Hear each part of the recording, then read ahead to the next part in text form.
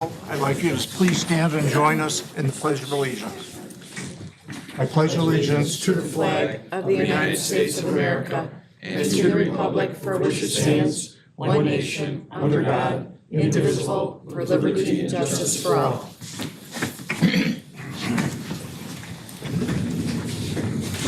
In the roll. Belzak. Here. Gustafson. Kenny. Here. Legansky. Here. Shower. Stompanato. Here. Sullivan. Here. 5 present and 2 absent. We have a quorum. That takes us to questions and comments and announcements of a general nature. This is on our agenda for anyone who would like to present something that's not on the agenda to the city council tonight. Does anybody in the audience have anything they'd like to present to the council? If not, we move to approval of minutes.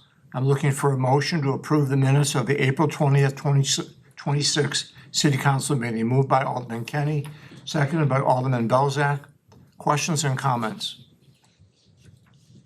If none, the roll. Kenny. Aye.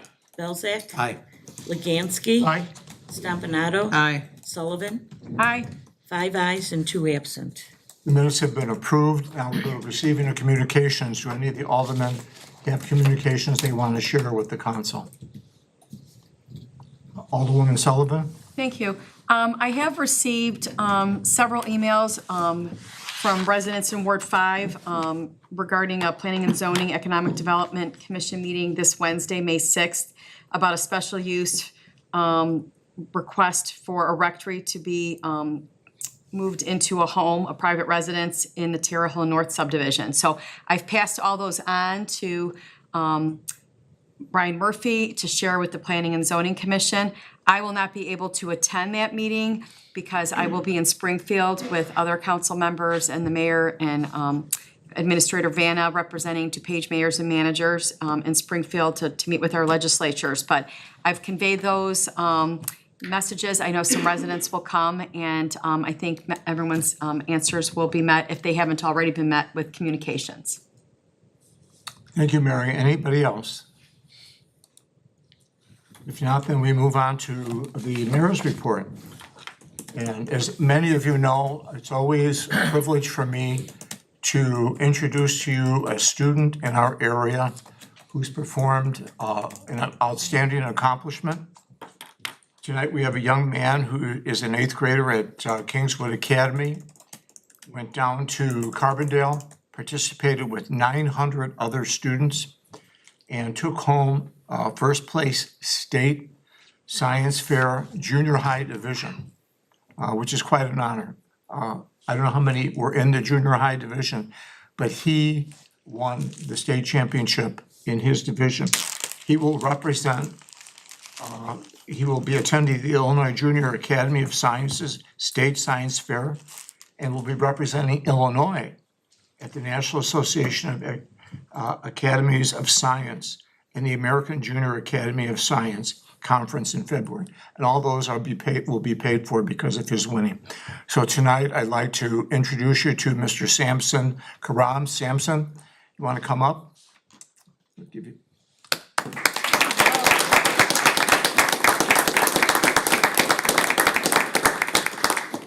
I used to have a Darien pin to give you, Samson, but I don't have a Darien pin to give you tonight. We have to get some more. Tell us a little bit about your project so people understand what you did and why you stood There's a up. podium there. Podium. Make it official. So I chose my project because my dad came from Lebanon, a third world country, and only had the 3 kinds of water I used, which is bottled water, wastewater, and rainwater. And I used those 3 waters on lima bean plants and recorded the data and to see which one grew the most, to see which variety of water was the best to use. What was the best use? What made the plants grow best? Bottled water. Bottled water. Certain brand. And how long did you do this test? How long? 30 days. Oh, great. What? What was the difference? Yeah, like as a percentage of growth, like what was the worst and how did it? Well, the bottled water was the best, then rainwater, and lastly wastewater. the standard deviation for the rainwater was closest to the average and wastewater last. farthest. Sam, what were you judged on? Tell us all the different components that you competed in. You had to write a paper or, Oh, yeah, so I had background research, the data, standard deviation, so all the scientific method, independent, dependent and controlled variables, and, analysis, well, I did analysis of variance, and, yeah. That's all right, great. and Mr. Bennett found a pen. Let's get a picture. Good job. Congratulations. So when's the That's next amazing. competition? You said you're going In March? February? February of next year. This is his second appearance at meeting, so thanks to all of her hard work with him. Can you come up too? Please?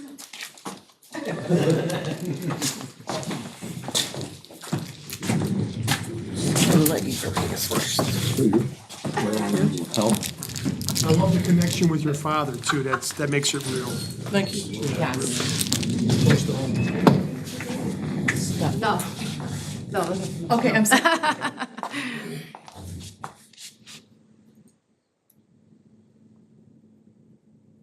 Okay, thank you.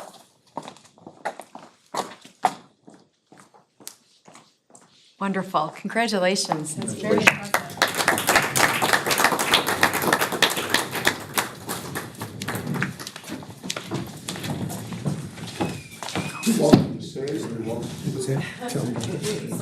Oh, yeah.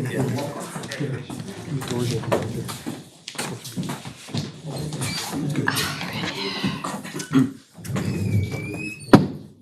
That's cool.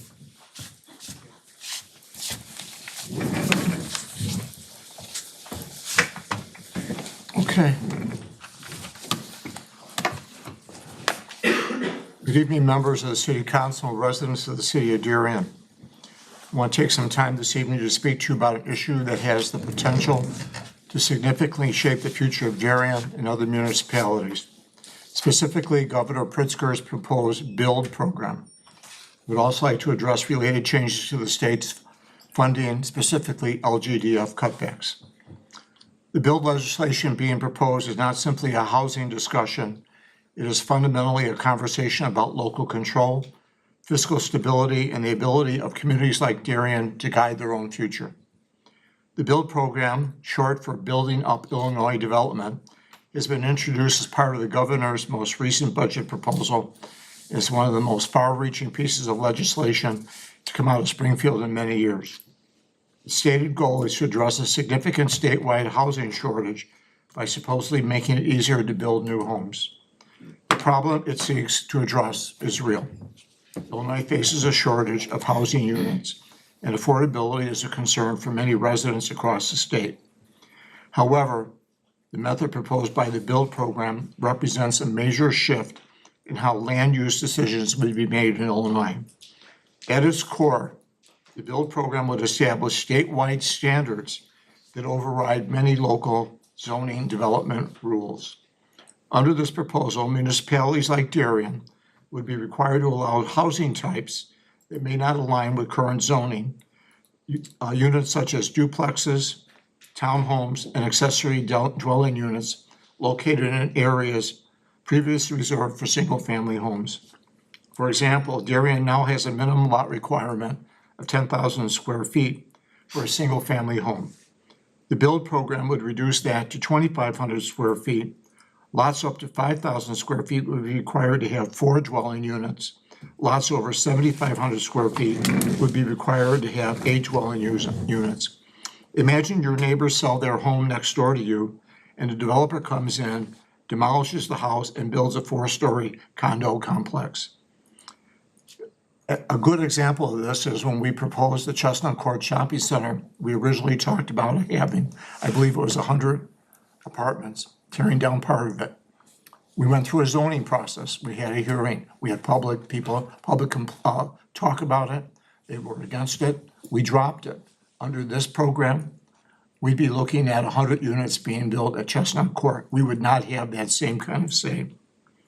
The program would also limit the ability of local government to deny or modify certain developments, require strict timelines for permit approvals, restrict zoning regulations to those deemed clear and objective, and standardize impact fees and development requirement across the state. These changes would not be optional. They would be mandated at the state level. For a community like Darien, this raises important questions. Our city has developed over time through careful planning, community input, and local decision-making. Zoning is not arbitrary. It reflects infrastructure capacity, traffic considerations, school impacts, stormwater management, and the character of our neighborhoods. The build program would significantly reduce our ability to make those decisions locally. Instead, it would introduce a one-size-fits-all framework that may not reflect the unique needs and constraints of our community. For example, decisions about density could be made without full consideration of local infrastructure. Development approval could proceed with limited input from local officials. Standards shaped for large urban centers could be applied equally to suburban communities like ours. Residents would not be able to have any impact on a new development in their neighborhood or the house next door. In effect, Darien would remain responsible for managing growth, but with less authority to guide it. Any potential benefits of the build program must be weighted against a fundamental trade-off: the loss of local control. Local governments are closest to the people they serve. They understand the specific needs of their communities in a way that cannot be replaced at the state level. At the same time that the state is proposing to reduce local authority, it is also proposing changes that impact local funding. The budget being proposed includes a reduction in our share of the Local Government Distributed Fund, or commonly known as LGDF. While the percentage change may seem small, they want to go from 6.47 to 6.23%. The practical effect is flat funding for municipalities across the state. Our costs are not flat. Public safety, infrastructure maintenance, and personal expenses continue to rise each year. When revenues remain stagnant, municipalities are forced to make difficult choices. They can reduce services, delay critical infrastructure projects, or shift the burden to local taxpayers, none of which we want to do. In other words, what appears to be a minor adjustment at the state level translates into financial pressure at the local level. Together, these two policies, the build program and the LGDF adjustment, point to a broader issue. They represent a shift in the relationship between the state and local government. Less authority for municipalities and fewer financial resources to meet growing demands. This combination places communities like ours in a challenging position. We are expected to do more with less control and fewer resources. The question then is not whether Illinois should address its housing challenges. It should, but the question is how. Should decisions be driven by local communities who understand their residents, infrastructure, and long-term plans, or should they be dictated through statewide mandates that limit local input and flexibility? As we consider these proposals, it is critical that the voice of communities like Darien be heard. I ask that you contact our state representatives and let them know your feelings.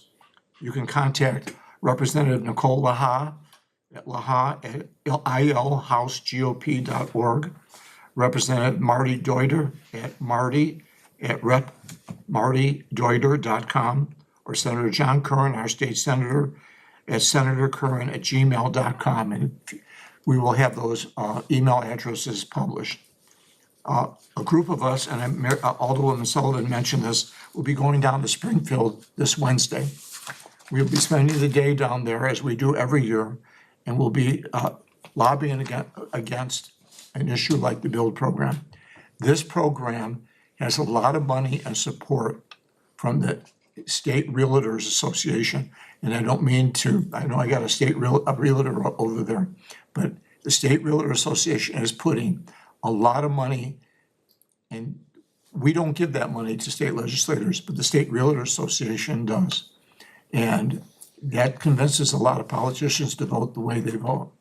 So right now, it is important that people understand what we could lose in this city if this build program goes through. And I'm not saying that we don't need more affordable housing. I have a lot of senior citizens who would like to get rid of their big homes and move to something nice, smaller, maybe a ranch-style home, and we don't have that.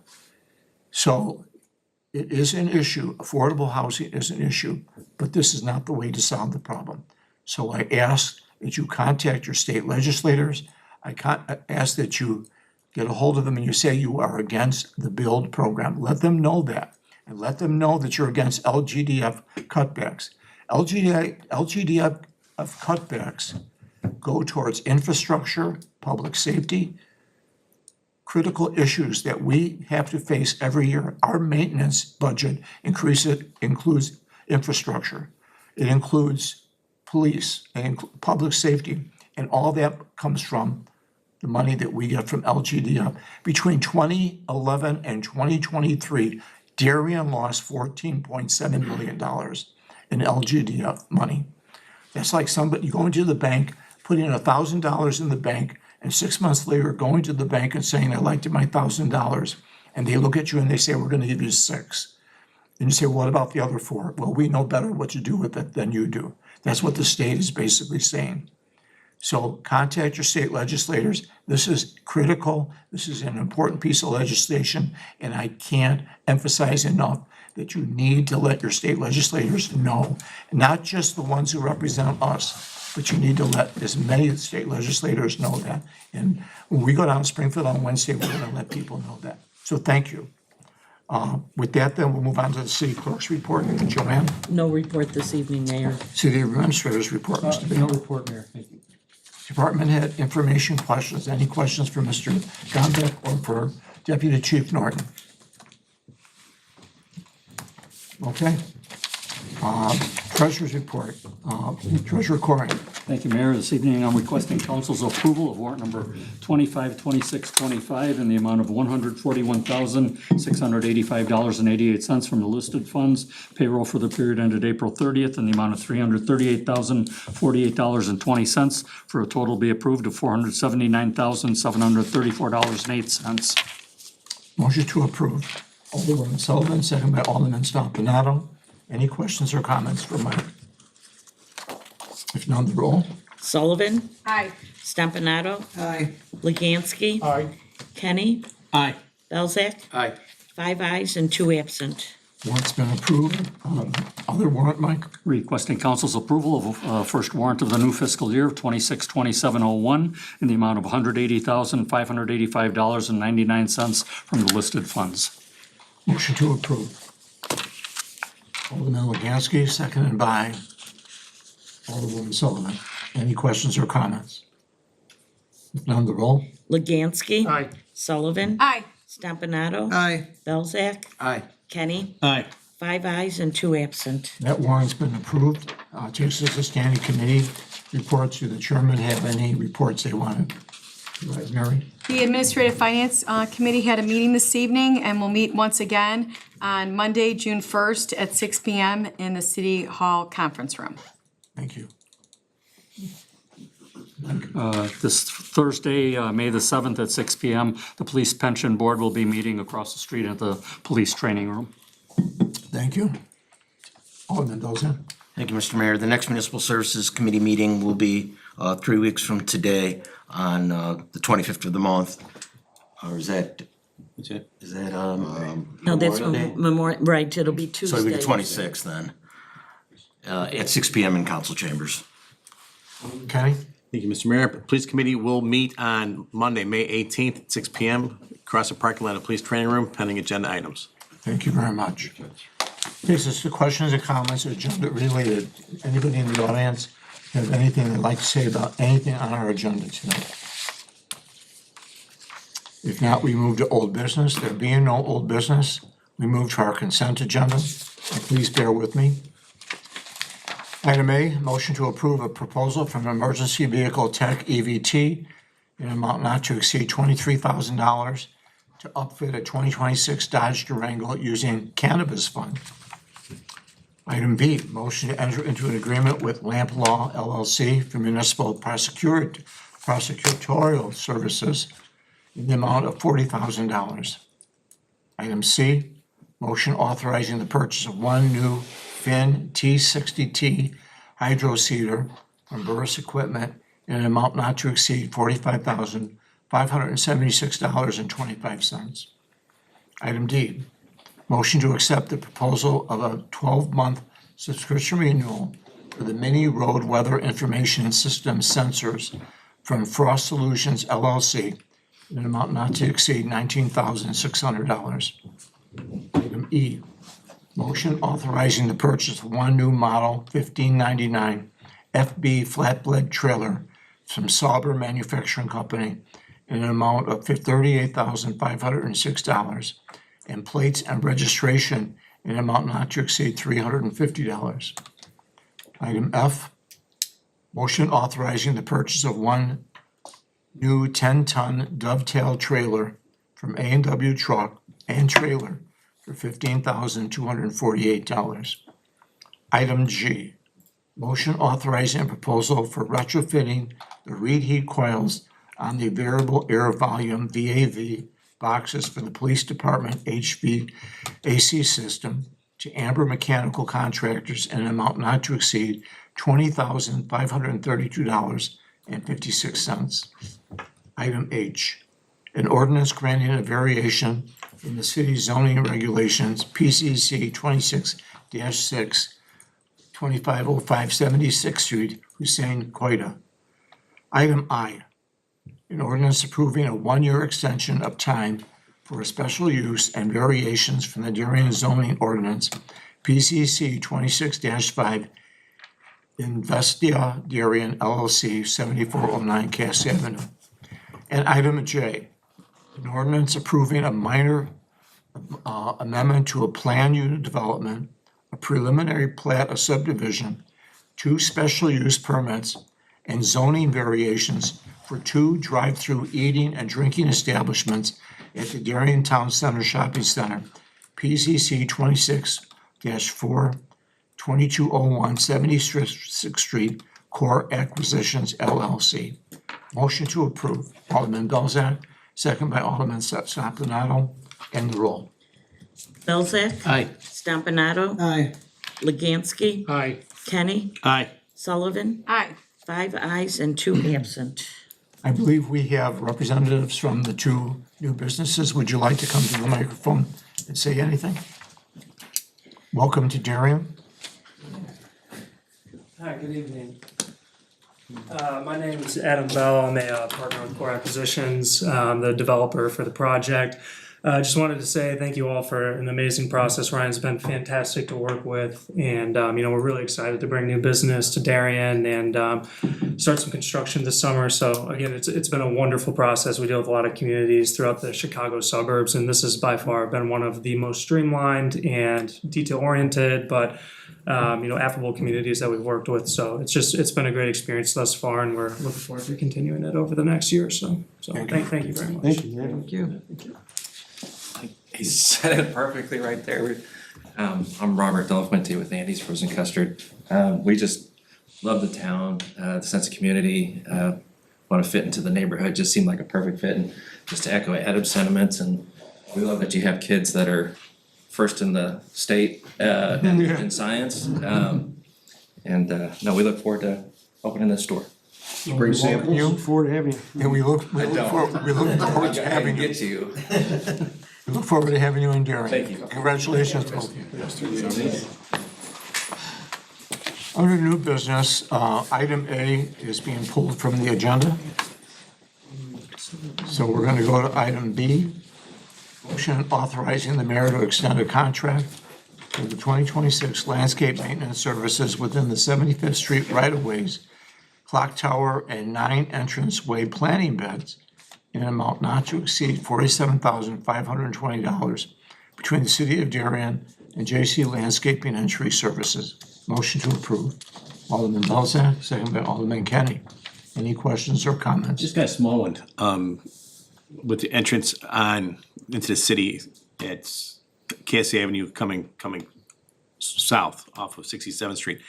That sign, I've noticed lately, it's just kind of dilapidated for like, Correct. okay, It's in the budget. it's hard to see. Is any of this part of, any of that or no? No, the actual sign reconstruction is in the budget for this year. Okay.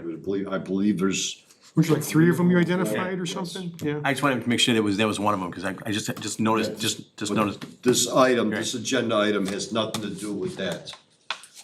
This is strictly for the landscaping. What you're referring to is the actual sign itself. They came up in the budget, I think. Okay. Yes. Anything else? This is all landscape maintenance, Alderman County. Right. Never mind. We have a motion and a second. Any other comments? If none, the roll. Belzak. Aye. Kenny. Aye. Leganski. Aye. Stompanato. Aye. Sullivan. Aye. 5 ayes and 2 absent. It's been passed. Item C, motion authorizing contingency with J.C. Landscaping and Tree Services in the amount of $20,450 for replacement of plant materials and plant enhancement for the 2026 landscape maintenance services.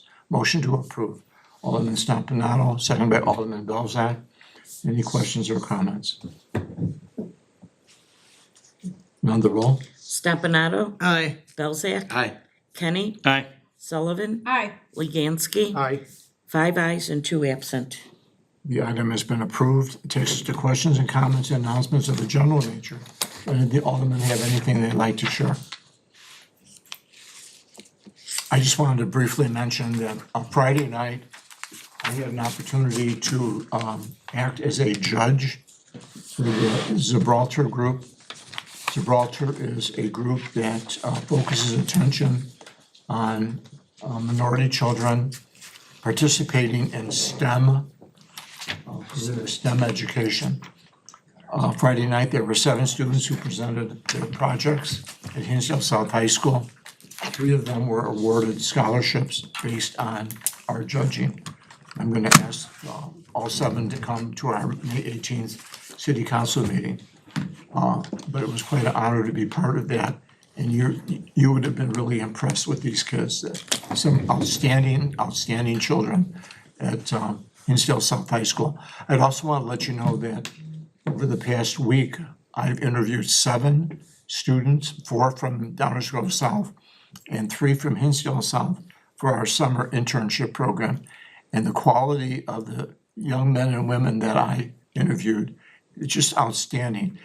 I sat there with a young woman today from Downers Grove South High School who probably named every science course as an AP course that she's taken.